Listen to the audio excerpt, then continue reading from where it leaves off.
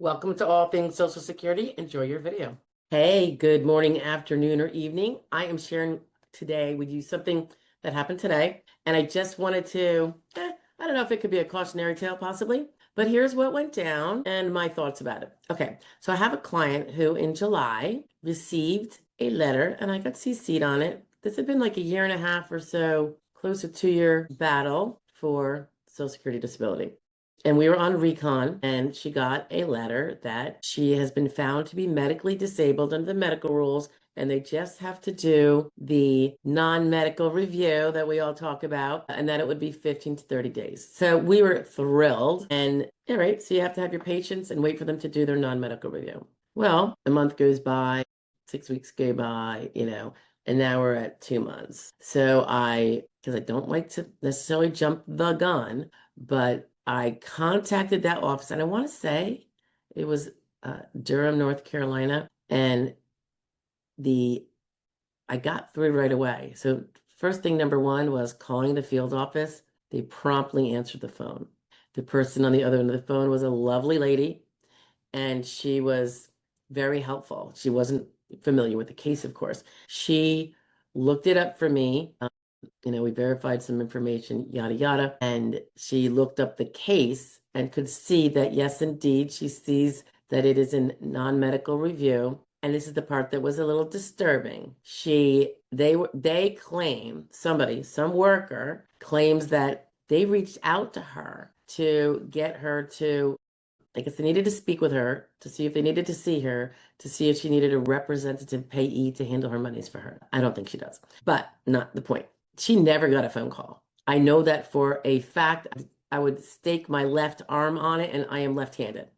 I know this because she has been one of the most diligent, hyperly diligent, anally diligent, anxiously, obsessively diligent. And so in regards to ever telling me if she got a phone call or a letter in almost 2 years, never a fail. Never fail. In fact, I'm probably too slow for her, and I'm pretty speedy. So I know that was a falsehood. Another indicator that it was a falsehood is that wouldn't you have sent a letter if you can't reach the person, they're not calling back after 2 months? There was no letter. I got no letter. My client got no letter. And I should be CC'd on everything. Third, she has an appointed attorney representative. Why would you not call and leave a message for the appointed attorney representative? Number one, you are required to, in all of my letters, it says as the appointed representative, everything goes through me. Anybody who knows me here, you guys know, I don't, barring anything where I absolutely have to, and I would ultimately have to have her deal with them directly, but I'm going to be the buffer till I make sure everything's kosher. And they don't know that, then I would eventually approve that. They're not allowed to speak with her without going through me. So big boo boo. So, like it was a twofer here in terms of fabulous call in. They've got things really, I guess, hopefully universally really great down there in terms of their handle, getting their workers properly answering the phone again, because as you know, that was something that had been dropped for a few years where phones weren't being answered. And I don't know, I think maybe it had to do with that remote work where people just didn't have to answer the phones. But I digress again. Then we discover that the foe is in the handling from the beginning after they got it for non-medical workup. And the faux statement that they made a phone call to my client and multiple phone calls that she just ignored and didn't tell her attorney about, which is unheard of. She contacted me, my goodness, even with thoughts, that were running through her head, asking questions all the time. Sometimes I would have to say, I can't answer that for you right now. I'm really busy working on the case and on other cases.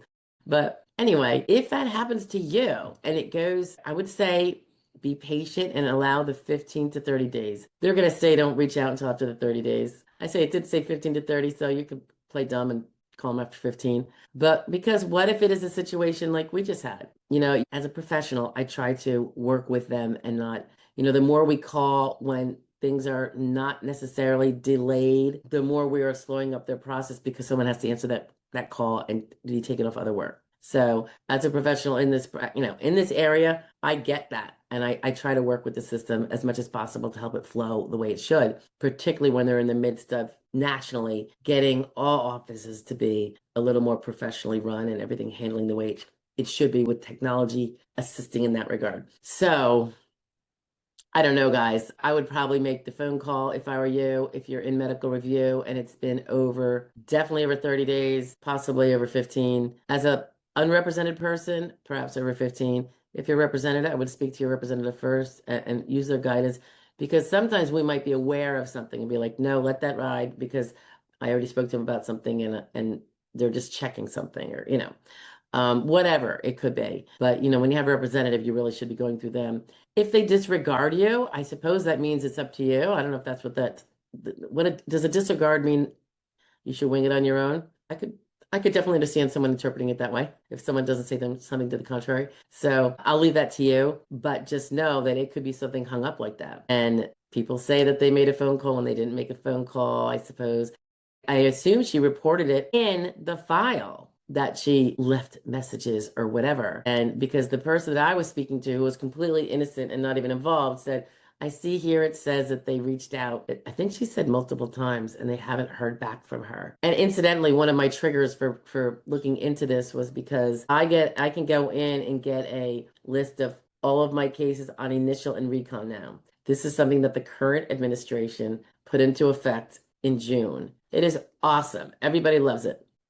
They had a few wrinkles at first, like is every case showing up and all that. But the point is, someone's actually using technology, getting it going. So representatives, attorney and non-attorney, can be more useful to the flow of getting cases processed than not. So it's a great way for us to check to see if we are connected to the case. And it's been connected to us because then it'll show up on our list. Hers has been on my list all this time. So I knew, and then suddenly it was not on my list. And I knew because I had like X number and then I had like two less. I'm like, oh, which two are not there now? And I saw it was her. And I reached out to her and said, have you received anything yet? And she said, no. And I'm like, hmm. And that's when I decided I might have to spend some time on the phone today.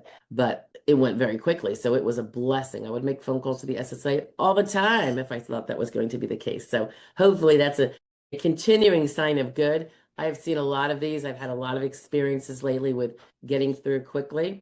Not the 800 number, the local numbers. Anyway, cautionary tale there, guys. Stay on top of it if you got your medically you're found disabled, but we're doing your non-medical in those instances. And that way, if there is anything outstanding, they can't just, put you off to the wayside and work on other work when you don't even know what's going on because they haven't reached out to you and told you. All righty. That's enough, guys. Have a great rest of your week, whatever's left of it. And I will talk to you soon. Don't forget Wednesday. Please visit us at our live stream. It's 1:00 p.m. Eastern Standard Time. Come and ask your questions. And I would love to see you. And it's a real nice, warm group of people that tend to pop in. So I'd love to see you. Have a great one. Bye-bye now. Hello again. I hope you enjoyed the video. I hope it was helpful, if not just a little bit informative. In the event you have a Social Security question you want addressed, please feel free to make a comment below and ask the question, even if nothing to do with this particular video. And just a quick, again, reminder, we have our daily video shares and tips around noon every day of the week. And on Wednesdays at 1 p.m. Eastern Standard Time, we have our live Q&A session where you can come in live and enter your questions in the chat. And we all pretty much have a good time for an hour or two. I look forward to seeing you there, hopefully. And lastly, don't forget about our benefactor memberships. They're very reasonably priced. The first one is very nominal and you get a few perks, but on a bigger scale, it contributes to us being able to fulfill a mission of assisting certain people with representation that would otherwise not be able to get it. We look forward to continuing to do that. And so far it's working out like the bomb. So thank you for being here. I appreciate it. Bye-bye now.